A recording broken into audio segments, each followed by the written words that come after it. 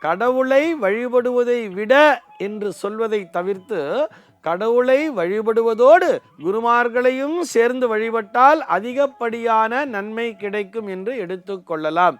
ஏன்னு சொன்னோம்னா, குருவின் மூலமாகத்தான் நாம் கடவுளை பார்க்க வேண்டும். குரு வழிபாடு என்பதை எதற்காக என்று சொன்னால், அது கடவுளை அடைவதற்கு தானே, கடவுளை வழிபடுவதற்கு தானே.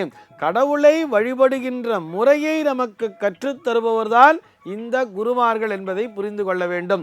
டைரக்டா நம்ம அப்படியே உச்சக்கிளைக்கு போயிட முடியாது இல்லையா? ஒவ்வொரு கிளையாத்தானே ஏறி போக முடியும். இந்த உலகத்தை பொறுத்தவரை, அதாவது இந்த உலகத்திலே ஜனித்த மனிதர்களை பொறுத்தவரை, முதல் தெய்வம் என்று சொல்வது அவர்களுடைய பெற்றோர்கள்தான். தாய் தந்தைன்னு சொல்றார். இதைத்தானே நம்முடைய முன்னோர்கள் இப்படி வரிசைப்படுத்தி இருப்பார்கள். மாதா பிதா குரு தெய்வம் என்று வரிசைப்படுத்தி இருப்பார்கள். நாம் தெய்வத்தை அடைய வேண்டும் என்று சொன்னால் முதலிலே பெற்ற தாயை வணங்க வேண்டும். அந்த தாயை கொண்டு அடுத்தபடியாக தந்தையை வணங்க வேண்டும். அந்த தந்தையின் மூலமாகத்தான் நாம் குருவினை அறிந்து கொள்கிறோம். ஒவ்வொரு மனிதனுக்குமே வாழ்க்கையிலே முதல் குரு என்பவர் அவருடைய தந்தை தான்.